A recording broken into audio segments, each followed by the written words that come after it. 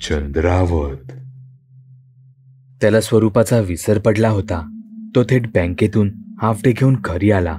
त्याला आता पुन्हा यशची प्रकर्षाने आठवण येऊ लागली. प्रचंड अस्वस्थ वाटू लागलं. त्याच्या डोळ्यांतून पाणी वाहत होतं. तो बँकेतून थेट घरी आला होता, त्यामुळे त्याचे बॉस आणि सिक्युरिटी गार्ड यांना त्याची परिस्थिती माहीत होती. म्हणून त्याचे बॉसही त्याला काही बोलले नाहीत. तो जरा मूड चांगला व्हावा म्हणून पुन्हा त्या बागेत जाऊन बसला. बागेत पुन्हा त्याला तो लहान मुलगा भेटला. तो लहान मुलगा देवधरला पाहून खूप आनंदित झाला. जो आनंद त्याच्या निरागस चेहऱ्यावर दिसून येत होता. आई, मी दादाबरोबर खेळायला जातो, असं म्हणून तो मुलगा जो पसार झाला तो देवधर समोर हजर. काय रे, कसा आहेस? ते मूल समोर आलं म्हटल्यावर देवधरला काहीतरी विचारणं भाग होतं, पण सध्या तो कोणत्याही मनस्थितीत नव्हता. त्याला शांतता हवी होती. छान आहे, ते मूल असं म्हटल्यावर देवधर कसनूच हसला. चल ना दादा, आता खेळूया आपण. तो लहान मुलगा त्याला निरागस जबरदस्ती करायला लागला, पण देवधरचा मूड नव्हता. बाळा, अरे, त्या मुलाची आई त्याच्याजवळ आली. बाळा, अरे दादाला बाकीची कामं नाहीत का? सारखा कसा दादा तुझ्याबरोबर खेळेल? त्या मुलाच्या आईने देवधरच्या चेहऱ्यावरचे भाव ओळखले होते. अहो थांबा, खेळतो मी याच्याशी. तुम्हाला जर बाकी काही कामं असतील तर ती करून या. देवधर चेहऱ्यावरचे भाव लपवत, ओशाळत व हसत म्हणाला. अहो, पण तुम्हाला काही कामं असतील. हा काय, सारखा खेळायला सांगेल? त्या बाई त्यांच्या मुलाकडे पाहत म्हणाल्या. त्यांच्या डोळ्यात मुलासाठी धाक होता आणि तो पाहून ते लहान मूल जबरदस्ती शांत बसलं होतं. आता मात्र निराशा विसरून देवधरला त्या परिस्थितीवर हसू येत होतं, पण ते तो दाबत होता. अहो नाही, इथे मी तरी काय करणार, मी खेळीन याच्याशी. देवधर आता मनापासून हसत म्हणाला. त्या बाई निघून गेल्या. तर चला आता खेळू आपण, पण त्याआधी तुझं छान नाव तर सांग मला.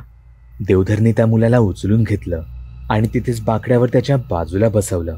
मी रुद्रा, त्याने त्याच्या निरागस स्वरात सांगितलं. अरे वा, छान नाव आहे. आता तू सांग बरं, तुझं छान नाव? त्याच्या अमृत भरल्या बोलांत रुद्राने विचारलं. मी, हसू दाबत देवधर म्हणाला. मी देवधर. ओ, छान नाव आहे. एक परिचित गोड आवाज देवधरच्या कानांवर पडला. तसं त्याने मागे वळून बागेच्या प्रवेशद्वाराकडे पाहिलं तर तिथे स्वरूपा होती. आता देवधर पूर्ण मोहरला. दादा, मी जातो, करत रुद्रा तिथून निघून गेला. अरे अरे, ताईला तर भेटून जा. देवधर रुद्राला थांबवत होता, पण तो थांबला नाही. रुद्राची आई ही तिथेच एका लांबच्या बाकड्यावर बसली होती. त्यांचं काम आटपून त्या आल्या होत्या. रुद्रा त्याच्या आईजवळ गेला आणि काहीच वेळा ते दोघे मायलेक निघूनही गेले. काय ग, तू इथे कशी? खरं तर देवधर स्वरूपाला प्रत्यक्ष पाहून हरखूनच गेला होता. ती प्रत्यक्षात खूप सुंदर दिसत होती. अरे, आज आपलं भेटायचं ठरलं होतं ना, मग का नाही आलास तू? मी तेव्हा तू सांगितलेल्या पत्त्यावर गेले तर तिथे असलेली लहान मुलं म्हणाली की तू इथे या बागेत येतोस कधी कधी, म्हणून इथे आले. स्वरूपा तिच्या लटक्या रागात म्हणाली. हळूहळू देवधर स्वरूपाचं गुळपीट जमत होतं. सॉरी मॅडम, खरं तर मी विसरूनच गेलो होतो. देवधर तिची नजर चुकवत म्हणाला. फोनवर मारे अगदी बाता मारत होतास. स्वरूपात तोंड फुगवून बसली, पण तिला तिचं हसू जास्त वेळ दाबता येत नव्हतं. तिचा राग जाऊन ती खदाखदा हसायला लागली. अशी कशी ग तू? धड रागवताही येत नाही तुला? देवधर म्हणाला. गधड्या, स्वरूपाने देवधरचा कान पकडला. आई ग, अगं दुखलं ना. देवधर कान चोळत कळवळत म्हणाला. आता नाही करणार तू, स्वरूपा हसत म्हणाली. आता अंधार पडायला सुरुवात झाली होती. देवधरला प्रचंड भूक लागली होती. चल ना, काहीतरी खाऊया, खूप भूक लागलीये. देवधर पोटावर हात चोळत म्हणाला. अरे, मला नको, तू खा की, मी बाहेरचं काहीच खात नाही, ती म्हणाली. काय, तू बाहेरचं काही खात नाहीस? देवधरने स्वरूपाकडे पाहिलं. अवघड आहे मग माझं, तो तोंडातल्या तोंडात पुटपुटला.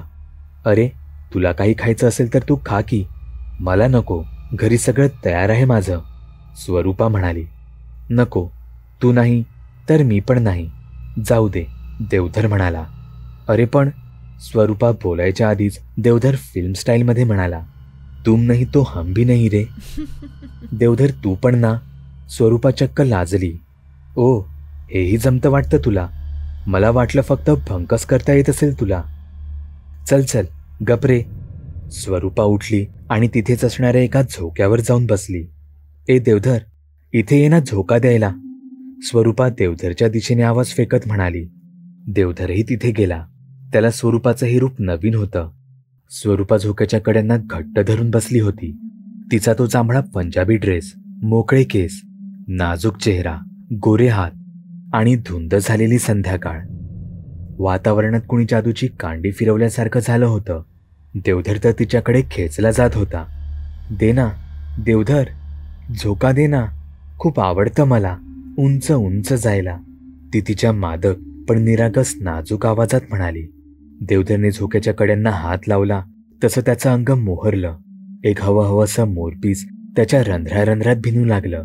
त्याने पहिला झोका दिला तेव्हा स्वरूपाच्या नाजूक हसण्याचा आवाज त्याच्या कानांवर पडला आणि पुढे तो उंच उंच झोके देतच गेला. तो स्वतःचं भान हरपला. बागेचा सिक्युरिटी गार्ड आता झोक्यापर्यंत आला होता. देवधर, देवधर. लांबून कुठून तरी जवळजवळ यावा तसा देवधरला स्वरूपाचा कुजबुजला आवाज ऐकू आला आणि तेव्हा कुठे तो भानावर आला. ओ साहब, गार्डन बंद करने का समय हुआ. चलो बाद में फिर से आना झुला झुलाने. सिक्युरिटी गार्डलाही आता मध्येच हसू फुटत होतं, पण महत्प्रयासाने तो ते रोखत होता. देवधर, अरे थांबव झोका. आता देवधरला तिचा आवाज स्पष्ट ऐकू आला आणि तो ओशाळला. त्याने झोक्याचा वेग कमी कमी करत झोका थांबवला. स्वरूपाने त्याच्याकडे पाहिलं, त्या गार्डकडे पाहिलं आणि मान खाली घालून हसायला लागली. तो गार्ड सुद्धा मिशीतल्या मिशीत हसत असावा. अंधारात त्याचा काळा चेहरा दिसला नाही. घड्याळात पाहिलं तर 8:30 वाजून गेले होते. देवधर ओशाळल्या नजरेने दोघांकडेही पाहत होता. स्वरूपा आता खिदळायला लागली तसा तो गार्डही उत्स्फूर्त हसू लागला आणि देवधर अजूनच शरमला. साहब, करू ना अब मैं गार्डन बंद. गार्डने देवधरला विचारले तसा देवधर बागेतून निघून जायला लागला. अरे अरे थांब देवधर, सोबत जाऊ की आपण. काय म्हणता साहेब. स्वरूपाने पुढे होऊन देवधरचा हातच पकडला. ते दोघे बागेतून बाहेर पडले. संपूर्ण बाग रिकामी होती. रस्ता मात्र सतत सारखा गजबजलेला होता. म्युन्सिपाल्टीचे दिवे जागोजागी लागले होते आणि त्यातून शहरातील माणसे घराच्या ओढीने पळत होती. वाहने बेमालूमपणे रस्त्यावर सुसाट होती. चल निघते मी, उशीर झालाय ना, स्वरूपा देवधरला म्हणाली. तसा देवधर विचारांतून बाहेर आला. अगं मी सोडतो ना तुला. इतक्या अंधारात कशी जाशील तू. थांब, मी सोडतो तुला. एकटी नको जाऊस, देवधर गडबडीने म्हणाला. अरे नको देवधर, मी जाईन. सवय आहे मला एकटीला जायची यायची, स्वरूपा म्हणाली. नाही, ते काही नाही. तू माझ्यासोबत आहेस म्हणजे माझी जबाबदारी आहेस. तुला एकटीला मी नाही सोडू शकत. काका काकू, आय मीन तुझे आई बाबा काय म्हणतील. देवधरच्या चेहऱ्यावर स्वरूपासाठी फक्त काळजी होती. आई बाबा. ती कसनुसं हसली. आई बाबा नाहीत मला. एकटीच राहते मी लहानपणापासून. आधी हॉस्टेलमध्ये होते, आता स्वतःच्या जीवावर फ्लॅट घेतलाय. स्वरूपा पहिल्यांदा गंभीर झाली. आपली काय चूक झाली हे लक्षात आल्यावर देवधरने जीभ चावली. ओ, आय एम व्हेरी सॉरी. माफ कर मला. मी हे बोलायला नको होतं ना. अरे नाही, ठीक आहे. मला नाही वाटत आता काहीच. मला सवय झालीये आणि आता मैत्री झाल्यावर कुणी सॉरी वगैरे बोलतं का. बावळट. तिने डोळ्यातले अश्रू परतवून चेहऱ्यावर एक गोड हसू आणलं. डोळ्यातलं पाणी हाताच्या बोटानेच टिपलं. देवधरने तिला धीर दिला. खांद्यावर हात ठेवला. पहिल्या स्पर्शाने तीही मोहून गेली. चल निघते मी आता, उशीर झालाय ना. गालातल्या गालात हसत तिने देवधरकडे पाठ फिरवली आणि चालायला लागली. बाय. देवधरने तिला तिच्या दिशेने आवाज टाकून बाय केलं. तिनेही फक्त मान आणि हात वळवून हसत देवधरला बाय केलं आणि निघून गेली. हसी तो फसी. देवधरही हळूच हसला आणि स्वतःशीच एक लहान मुलासारखी गिरकी घेतली. तो घरी आला. कुलूप उघडून लाईट लावली. तो आज खूप खुश होता. त्याला जेवणाचं भानही राहिलं नाही. त्याने घरी काहीच बनवलं नव्हतं, त्यामुळे बाहेरून मागवणं भाग होतं. देवधर, आता बाहेरून मागवून नाही चालायचं बाबा. मॅडमना घरचंच आवडतं. ती इथे आल्यावर घरीच करावं लागेल. देवधर आता स्वरूपाला आपल्या घरात बघायला लागला होता. तो तिच्या प्रेमात पडला होता. देवदरसाठी हे सगळं नवीन होतं, पण त्याला हे सगळं आवडायला लागलं होतं. तिचा सहवास त्याला आवडायला लागला होता.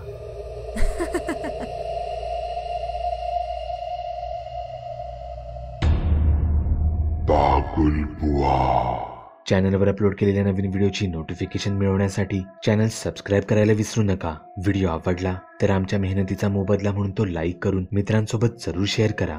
चॅनलवरचे इतर व्हिडिओ पाहण्यासाठी इथे क्लिक करा. तसेच चॅनलवरची प्लेलिस्टही चेक करा. दर दिवशी नवनवीन भूतांचे व्हिडिओ बनवून मी तुमचं मनोरंजन करत राहू याची खात्री बाळगा.